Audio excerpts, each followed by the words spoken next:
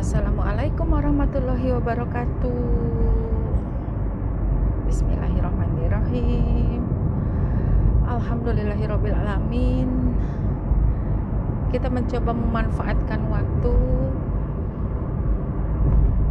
tak henti-hentinya eling, mohon ampun, mengagungkan dan selalu bersyukur atas apapun yang kita hadapi saat ini. Topik atau yang disampaikan siang ini yaitu berkaitan dengan kembali wanita ya. Dan kenapa wanita? Ya karena saya wanita. Jadi yang saya bicarakan diri saya sendiri. Menyangkut sebuah perjalanan hidup yang pernah dialami, dan ini bukan hidup orang lain, artinya bisa dipertanggungjawabkan oleh diri saya sendiri. Kalaupun ini menjadi pelajaran, khususnya peningkatan pada diri saya menjadi lebih baik, peningkatan kepada anak saya atau kepada para wanita yang bukan berarti menggurui, setidaknya sudah memberikan sedikit pengalaman, berbagi pengalaman agar tidak terlalu jauh melakukan kesalahan seperti saya. Pernah suatu ketika saya ikut-ikutan di tren ya. Waktu itu katanya kalau cantiknya seorang wanita itu dengan kulit putih, dengan glowing. Nah sekarang sudah ada glowingisasi. Itu siapa yang membentuk tidak tahu. Hanya kita atau saya sendiri coba pahami itu adalah, kalau menurut saya yang sudah mengalami dan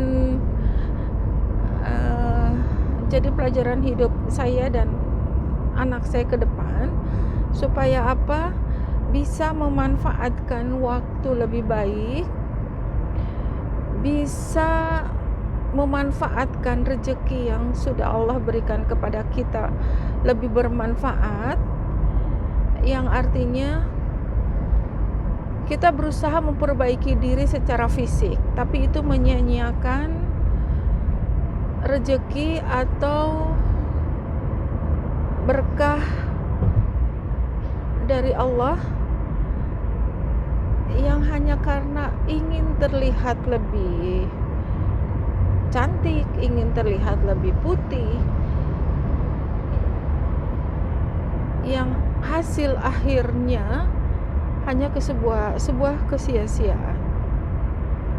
Kembali, ini bukan pengalaman orang lain, bahwa suatu ketika entah belasan tahun ke belakang, saya pernah ikut info dari saudara bahwa ada dokter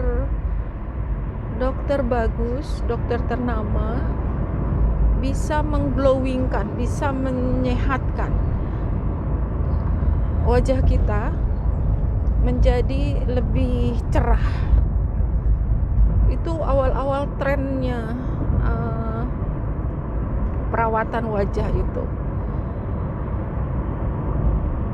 Saya bisa bilang ini karena apa? Dialami. Daftarnya, ngantrinya bukan main. Itu membuang waktu sekian banyak. Daftar hari ini dapatnya entah besok atau lusa. Artinya harus janji dulu. Daftar pertama saja sudah dengan angka yang luar biasa. Perawatan pertamanya waktu itu ada istilah apa ya, feeling itu dibakar wajah kita, dan bukan main panasnya. Tidak beda, wajah kita dibakar, sudah dibakar, terus akhirnya mengalami kekeringan, dan yang keringnya itu nanti dikelupas. Saya tidak sama sekali tidak menyalahkan dokternya ya, karena begitu pertama datang, dokter itu menyampaikan Mungkin tidak hanya ke saya, ke semuanya juga sama.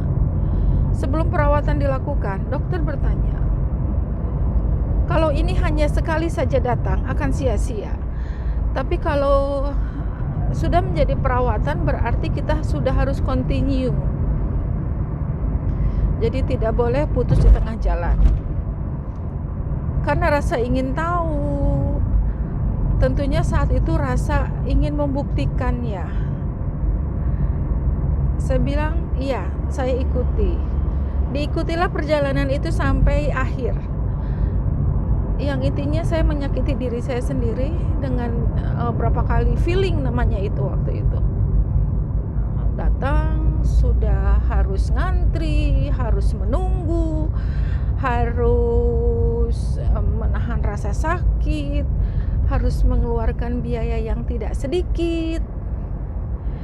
Yang akhirnya ya terima kasih ya, entah itu hidayah atau entah itu penyadaran diri, semuanya saya coba telaah baik-baik, saya baca.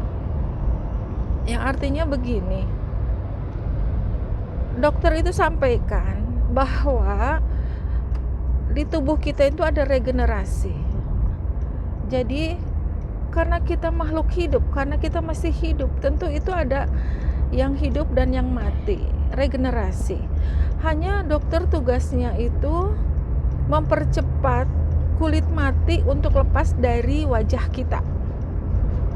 Makanya seolah dibakar atau namanya di feeling waktu itu ya. Kenapa harus dengan dokter? Supaya tahu takaran kulit kita sendiri. Makanya keluar biaya pun tidak sedikit.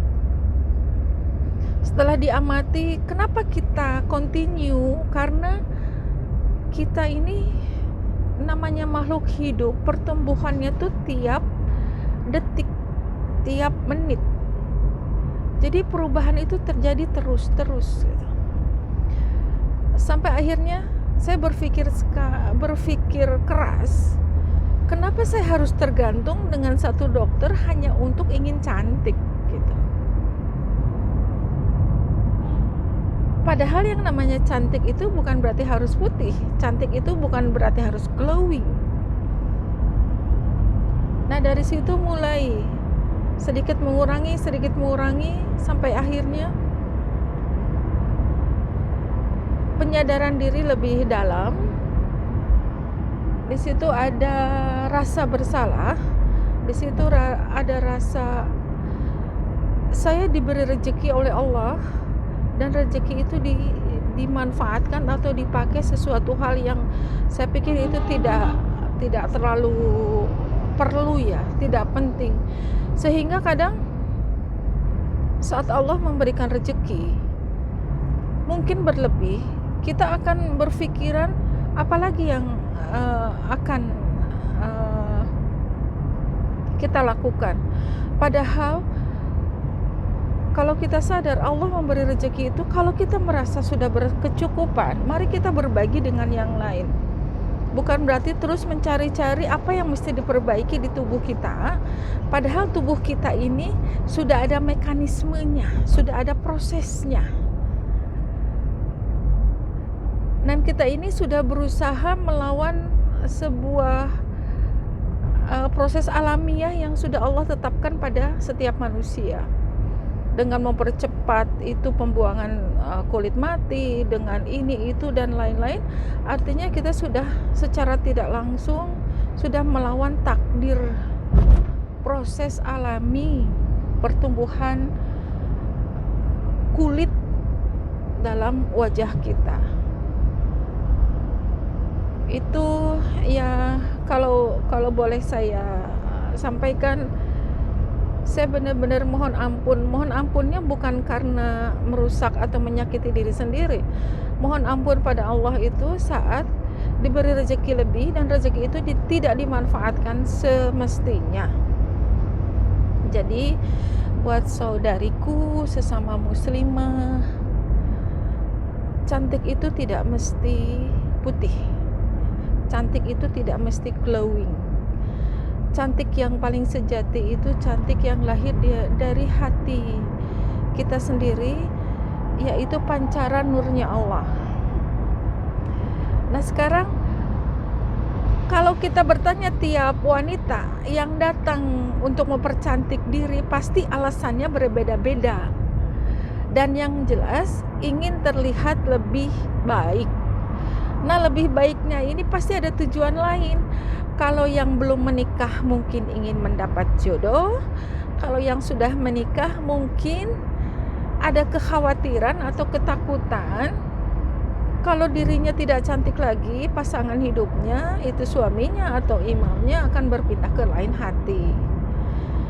Padahal ikatan suatu hubungan kalau berdasarkan hanya fisik, itu berarti akan sesaat, tidak selamanya.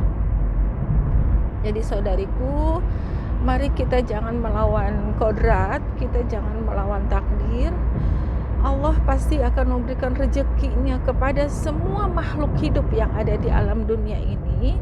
Hanya kitanya sendiri yang kadang tidak memanfaatkan secara benar rezeki yang sudah diberikan. Sekali lagi, bukan berarti bermaksud menggurui, bukan bermaksud lebih tahu.